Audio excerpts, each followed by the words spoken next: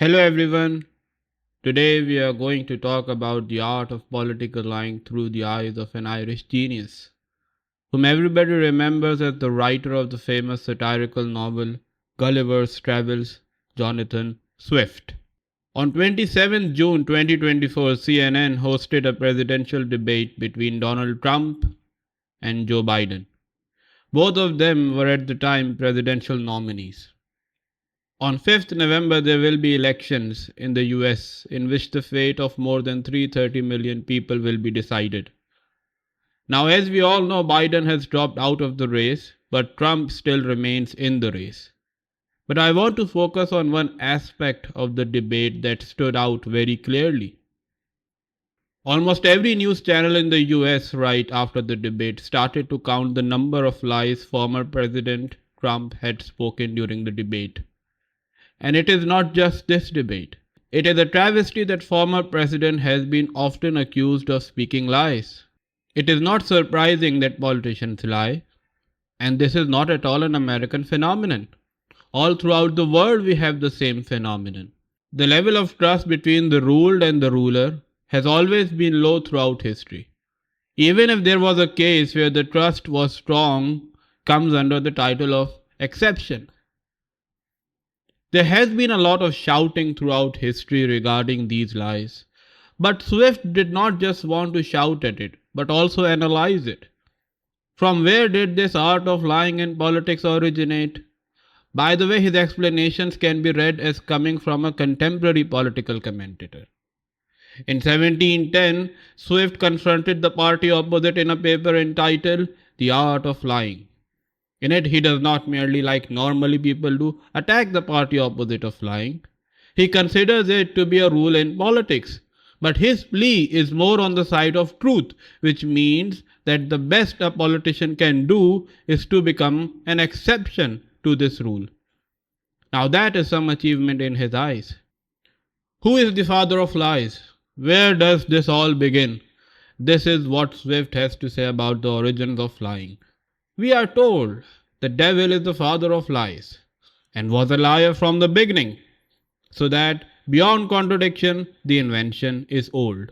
And which is more, his first essay of it was purely political, employed in undermining the authority of his prince and seducing a third party of the subjects from their obedience, for which he was driven down from heaven, where, as Milton expresses it, he had been viceroy of a great western province and forced to exercise his talent in inferior regions among other fallen spirits, poor or deluded men, whom he still daily tempts to his own sin, and will ever do so, till he be chained in the bottomless pit. So this devil who decided to stand up against God when he was asked to put his head down in submission is the father of lies. God did not like him much for doing so. He sent the devil to inferior regions of fallen spirits to exercise his art. Adam fell later. The devil fell to the earth even before Adam was banished from the heaven.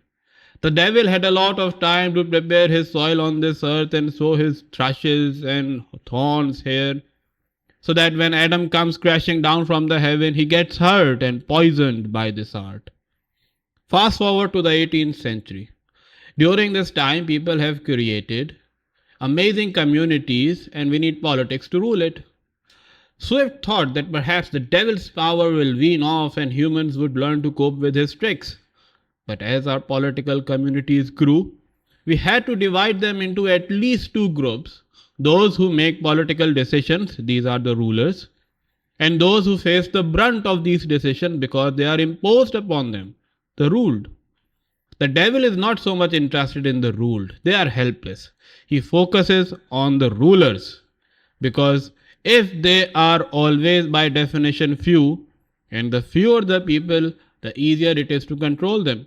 Furthermore, their words matter. If the devil can inseminate them with his seed of lying, then the art of lying is qualified by politics and becomes the art of political lying. But that's in theory, Swift. We need concrete process. Tell us what and how exactly does this evil go around spreading these lies you talk about. Let's listen to his explanation. The poets tell us that after the giants were overthrown by the gods, The earth in revenge produced her last offspring, which was fame. And the fable is thus interpreted that when tumults and seditions are quieted, rumors and false reports are plentifully spread through a nation. So that, by this account, lying is the last relief of a routed, earthborn, rebellious party in a state. But here, the moderns have made great additions, applying this art to the gaining of power and preserving it, as well as revenging themselves after they have lost it, as the same instruments are made use of by animals to feed themselves when they are hungry, and to bite those that tread upon them. In a nutshell, lying is the best way to take revenge from political adversaries. Does it seem ironical that Trump is also a liar? But why only Trump? This is the same art, as Swift says, is used to not only take revenge but also gain power and preserve it. Any other names come to our mind? Maybe someone starting from N? But that is not it. Lies are not just invented, they are also inherited. We should keep in mind that in politics, if a new politician takes the podium, he cannot overturn the tradition of lying with a stroke. Because politicians do not lie for the sake of fun. They make policies out of it. The outgoing government always leaves behind a baggage of policies erected upon political lies that may interest the incoming government. I can't explain it any better than Swift. He continues as follows. A political lie is sometimes born out of a discarded statement's head, and thence delivered to be nursed and dandled by the mob. Sometimes it is produced a monster and licked into shape. At other times it comes into the world completely formed and is spoiled in the licking. Political lies are formed and deformed and then reformed.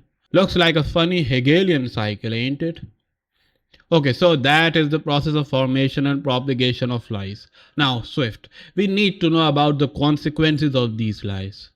So what if these politicians are lying? They are fighting each other out and throwing mud on other rich elites. What do we have to do with it?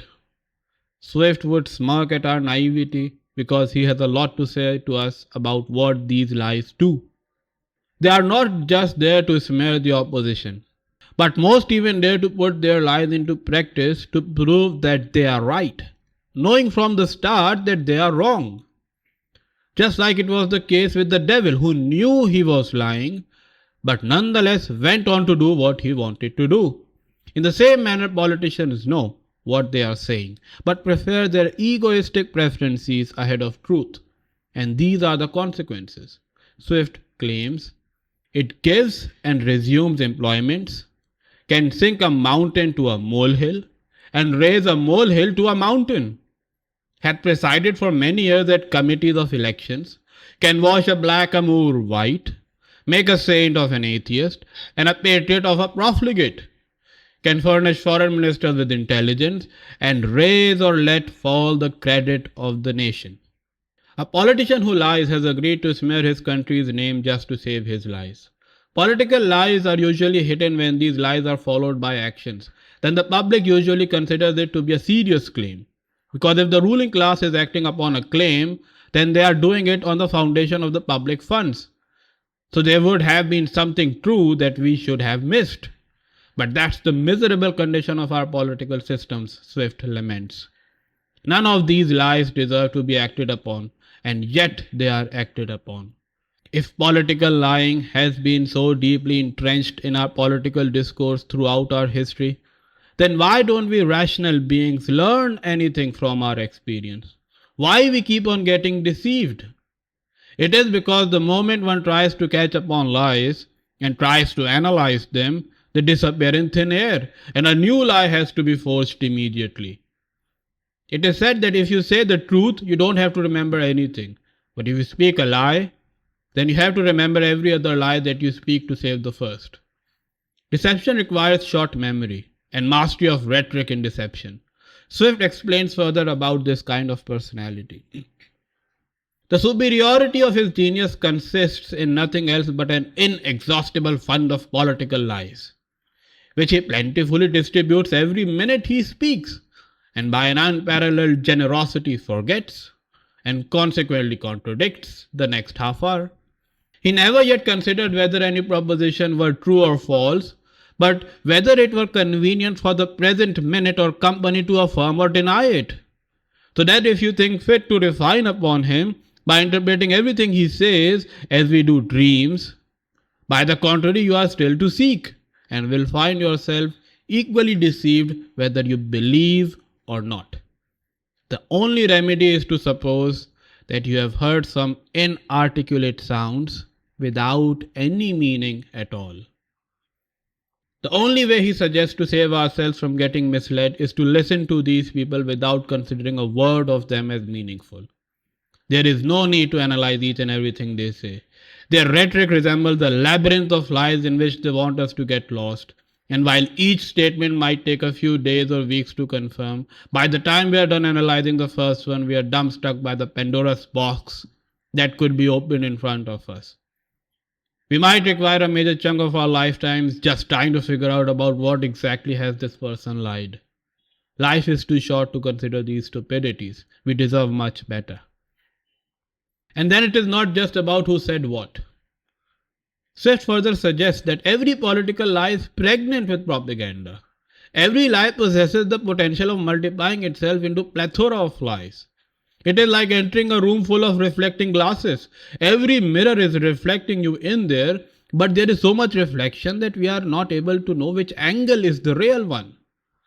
But in all of this mess of lies, truth does not sit idly by. It is also present there somewhere, but it is limping. That is the problem. Truth moves slowly, whereas falsehood moves quickly. Let's listen to Swift on this. Few lies carry the inventor's mark, and the most prostitute enemy to truth may spread 1,000 without being known for the author. Besides, as the vilest writer hath his readers, so the greatest liar hath his believers.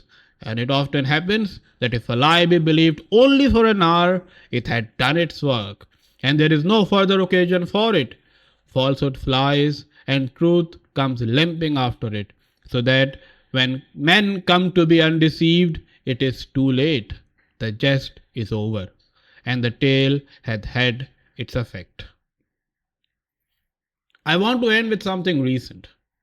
As recent as 27 July 2024. This is what the BBC reported about the events that happened in London on 27 July. It reads on their website. Thousands of supporters of the far-right activist Tommy Robinson have filled Trafalgar Square in central London after a march. He claimed the event was the biggest patriotic rally the UK had ever seen. A counter-protest by Stand Up to Racism and former Labour leader Jeremy Corbyn's Peace and Justice Project also took place in London. The Metropolitan Police said a major operation was in place to keep the peace between the two protests amid fears of serious disruption. A trans pride event was also held in the capital. Now I will just finish with the conclusion that Swift gave in his paper that was directed at the UK Parliament in 1710. Here had this island of ours, for the greatest part of 20 years, lain under the influence of such councils and persons, whose principle and interest it was to corrupt our manners, blind our understanding, drain our wealth, and in time destroy our constitution both in church and state. And we at last were brought to the very brink of ruin. Yet, by the means of perpetual misrepresentations, have never been able to distinguish between our enemies and friends. Doesn't the 18th century sound familiar to the 21st century? Thank you, everyone.